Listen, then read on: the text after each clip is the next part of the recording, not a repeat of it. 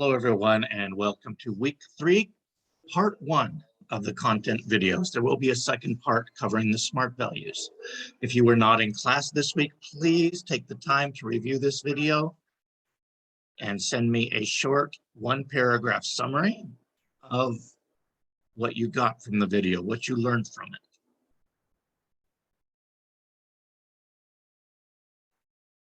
First thing we did this week was, as a group, we came up with a working definition of strategy. So each team came up with their own working definition. It's not something I'm requiring you to turn in, but if you did miss the class this week on mission and vision, please connect with your team and have them tell you what they came up with as a working definition.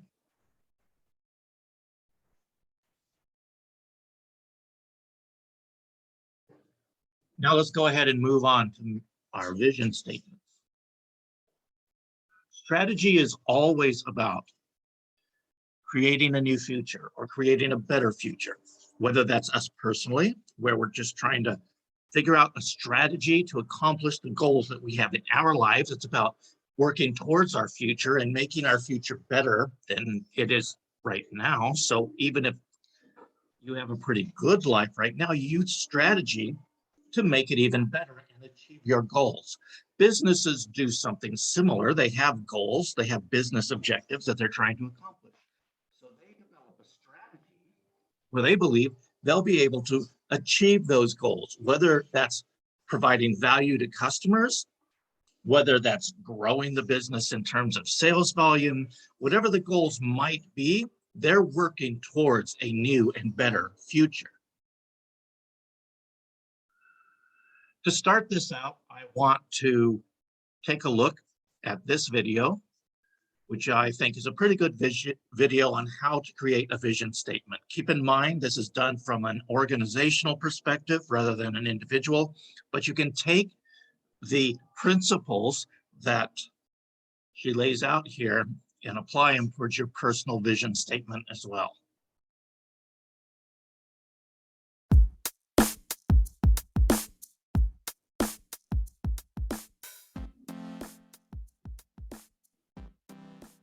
Hi, my name is Erica Olson. Welcome to today's whiteboard session on how to write a vision statement.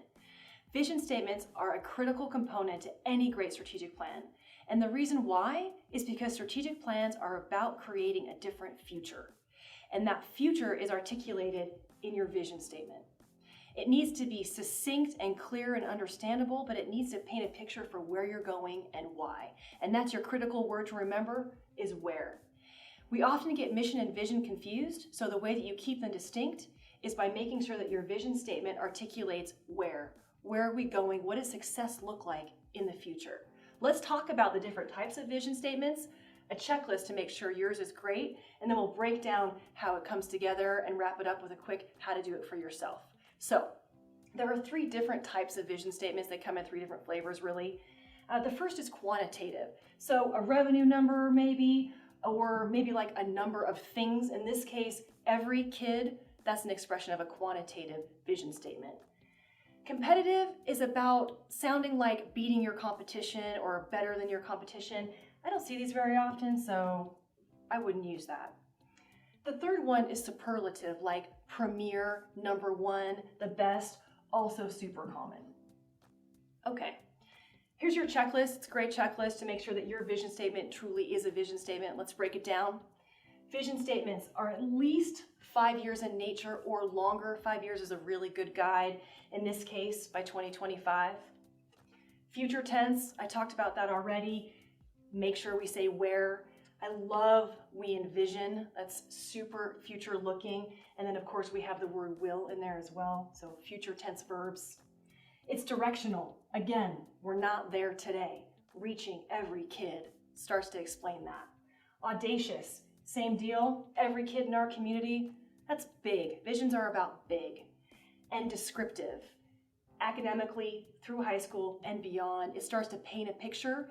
We expanded it by adding some more descriptors here about how the world will look different.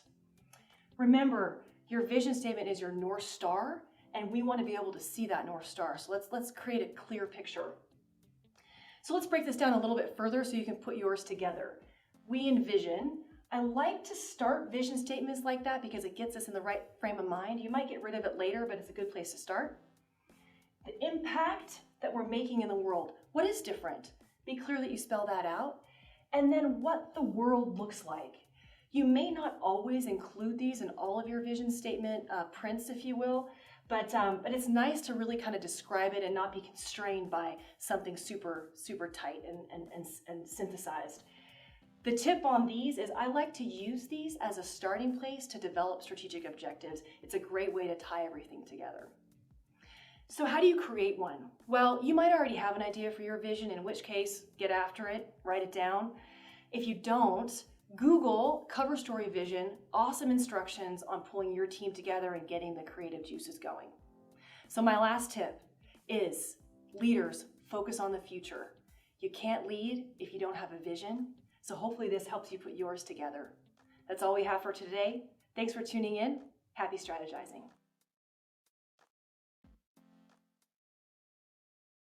Right, some good element there. And what I'd like you to do now is think about what she said. What sticks out to you? You can put that in your paragraph that you sent to me. Was it the audacious piece?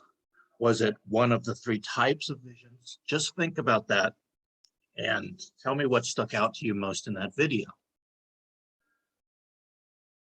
So a vision statement is a short description of an organization's aspirations and the wider impact it aims to create. So think about this in personal terms, because your assignment is about you writing your vision statement of your personal vision statement about your life. So this is your opportunity to really think about what is the big things that you want to accomplish in your life. And don't be afraid to dream big. It should be a short description. It should be about your aspirations, about your wider impact upon the world and upon the lives of other people. It can be career oriented, or it can be more personal in terms of family or friends or any cause that you want to dedicate your life to and that you're willing to invest a significant amount of time to. It's going to be a guiding beacon. It's going to be that light that you use to keep your life focused in a specific direction, because you need discipline and focus in order to achieve the big things in life. It should underpin your decision making. So when you make a decision, it should be kind of in the back of your mind, well, my vision is this. For example, I envision a world where every organization is deliberately developmental, which means that every organization is focused on the development of their people in terms of skills, in terms of cognitive ability, in terms of maturity, all the things that really matter to help people be successful. So all my decisions and everything I do are really focused in that direction to keep me going towards my ultimate goal.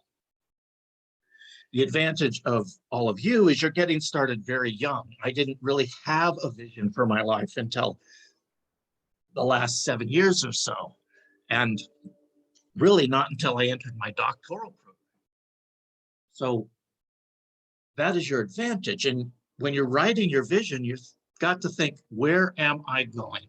Ultimately, big time, the biggest vision you can think of for yourself, some big audacious goal. Where are you going?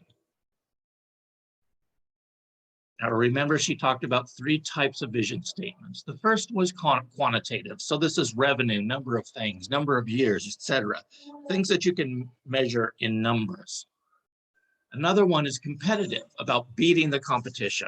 Not recommended from her point, and I would agree with that. I would stay away from competitive if you can, at least in that sense.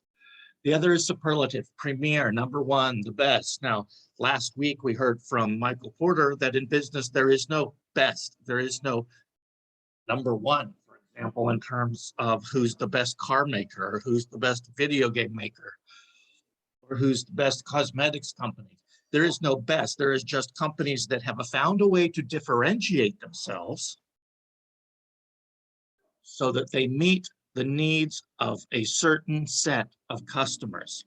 So in the same way, think about what kind of a vision can you develop that's going to make you unique to the world, to your next employer, because you're going to have to differentiate that. You're going to have to set yourself apart somehow to be able to show a potential employer that you're the best choice, that you have something the others don't, that some way about the way you think or the way you approach things or some other way, you are different, you are unique, and you will meet the needs of that employer, for example.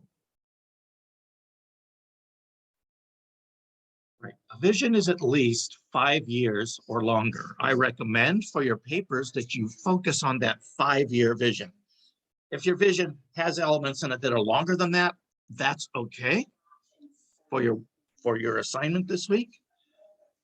But if you're having a hard time coming up with a vision, then just limit it to the next 5 years. Vision statements are always future tense, always. You cannot have a vision for something to make something better that's already happened. So visions have to be future tense. We're not there today, but where are we going? It's directional. It says I'm going from here, where I am today, to the ultimate vision of what I want to accomplish with my life. So, or at least in the next 5 years, right? So we're not there today. Where are we going? Be audacious. Visions are big, big, big. Dream big. There is no vision too big. And then they're descriptive. Try to tell a story with your vision. Try to inspire people and make sure it is aspirational in its focus. All right. So those are the requirements of writing your vision statement, some guidelines to help you. Now let's look at a few vision statements and you decide whether they are maybe not so much good or bad, but do you like them? Do you not like them? Do you think they're effective? Do you think they're not effective? The first one is to create a shopping experience that pleases our customers, a workplace that creates opportunities, and a great working environment for our associates, and a business that achieves final success. Think about what kind of vision statement is this? Is it directional? Is it aspirational? Can you tell anything about this business from this statement? A great shopping experience is aspirational, but could apply to almost anybody, right? It doesn't really say unique in any way. It's a workplace that creates opportunities and a great working environment for our associates. Again, aspirational, forward-looking, in the sense that you can assume that they're not there yet, but this is where they hope to be. Either that, or it's more of maintaining what they already have, which is not really a vision statement. Now, who do you think this is? This is Albertsons grocery store. Next is to operate the best omni-channel specialty retail business in America, helping both our customers and booksellers reach their aspirations while being a credit to the communities we serve. Again, is it aspirational? Does it have an audacious goal in it? Can you tell anything about the company from this statement? And this is Barnes & Noble. Now, just a word, some of these have changed. These are a few years old. When I pulled them originally was, I believe, last year, maybe the year before. So the vision statements for these companies may have been adjusted, altered, or changed. Our vision serves as the framework for our roadmap and guides every aspect of our business by describing what we need to accomplish in order to continue achieving sustainable quality growth. Do you know who this is? Is it aspirational? Is it forward-looking? Is there a big, audacious goal in here? In my view, this is a bit vague. Doesn't tell me what kind of business they're doing, what specifically are they trying to accomplish. It just says, it's more a description of their vision rather than a vision statement. And this is Coke. All right, a few more. Tesla's is to accelerate the world's transition to sustainable energy. If you know anything about Elon Musk, it would be pretty easy to identify this one. And it is directional. It is aspirational. It's a pretty good one. IKEA's is to create a better everyday life for the many people. In my view, that's a little too generic. It is aspirational. It is forward-looking, so it does qualify as a vision statement. I would like to see something a bit more specific. How are they going to do it? But then that's what the mission statement is for. Amazon is to be the Earth's most customer-centric company where customers can find and discover anything they might want to buy online. That fits Amazon very well. And even if I haven't given you the name, I think you would have been able to tell who they were. All right, now, your assignment is partly, the first section of your assignment is vision and mission statements.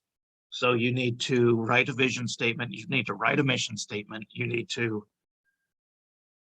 not describe them, not tell me what a vision statement is, not what a mission statement is, but there'll be a rubric review video I'll post here too. Now we move on to mission statements. And again, we're going to start with a video.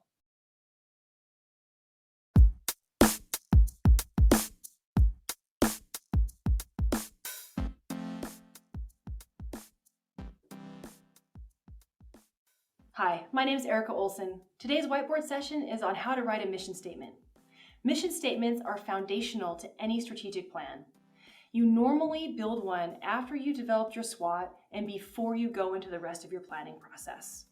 It's foundational because it answers the question, why do we exist? It clearly explains the space that we play and what's in and what's out of what we do. And it's not where we're going, which is vision. So let's break it down. We'll use this example to explain the components of a mission statement. We use this checklist to talk about what makes a good mission statement, and we'll walk through a simple process to create yours. So let's jump in. The example we have up here is Google's, and we love using Google's examples because they're great, and why not borrow from the best? So starting with our mission, I like to start it with our mission because it gives us a place to go and keeps us thinking about mission. You might get rid of it later, but start it there. It has a verb with present tense, to organize. We explain what we do, organize the world's information, for whom, in this case, the world, and what's the benefit to us existing? What's the benefit to the world? To make information universally accessible and useful. Really straightforward.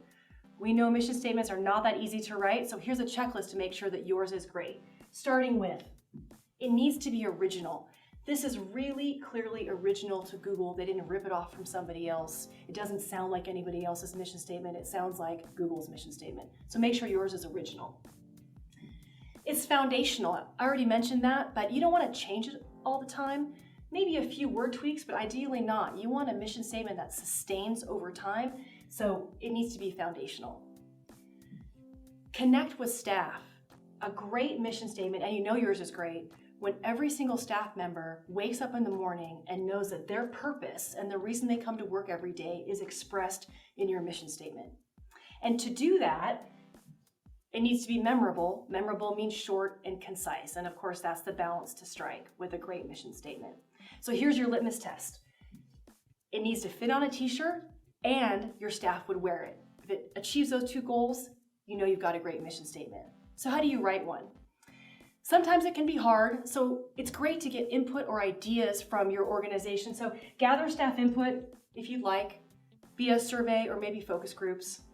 Take all that information, synthesize it down, and create a couple of versions. You can do it yourself, or use one of those folks in your organization who loves to copyright and have them write a couple of different versions. Take those versions and either have your planning team pick one or put them out to your organization and have people vote on them. So that simple process will help you not go in all kinds of different directions and spend forever doing mission statement development. With that, I hope this helps you write yours. Thanks for tuning in. Right, so again, another great video. Let's cover a few things. So how can we sum up what a mission statement is? It's a short sentence or paragraph. So it can be a paragraph, it can be longer, that explains to customers, shareholders, employers, and everyone in between what you do and why you do it. So taking this to a personal level, your mission statement is a short sentence or a paragraph, or you can use bullet points that explains to anyone you choose to share it with that what your life is about. What is that big thing you're focused on? What direction is your life taking? And why are you taking that direction? That's a good way to look at it. So let's review a few of the things that she said. It should outline who you are and what you offer to the world. It should tell us what you're doing, what you're focused on, all right? As well as why. What are your core values? What's driving you to focus your life in this direction? What is it that motivates you to follow the direction that you're planning out for your life?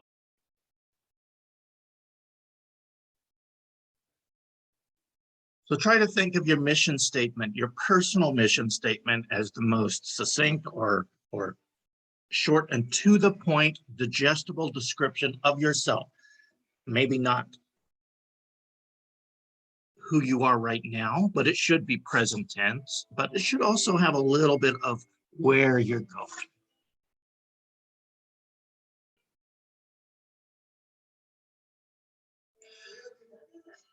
A mission statement is always foundational to the strategic plan. A lot of organizations don't come up with mission statements, and so their strategy may suffer and struggle. In an organization, it's usually developed after the SWOT analysis. Now, we'll get into SWOT analysis in a bit here, about 2 to 3 weeks, probably, maybe later, but in an organization, it's developed after the SWOT analysis. You don't have to worry about that for your personal mission statement. You can just go ahead and figure out a mission statement to the best of your ability. Why do you exist? Or why are you pursuing the path that you're pursuing? Why are you doing what you're doing?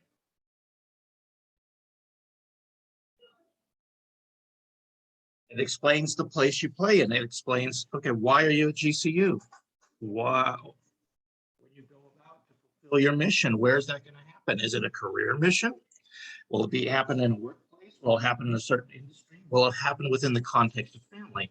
Will it happen in the context of friends? Will it happen in Arizona or Washington or Michigan? There's all different ways that you can come at this and explain the place that we play in.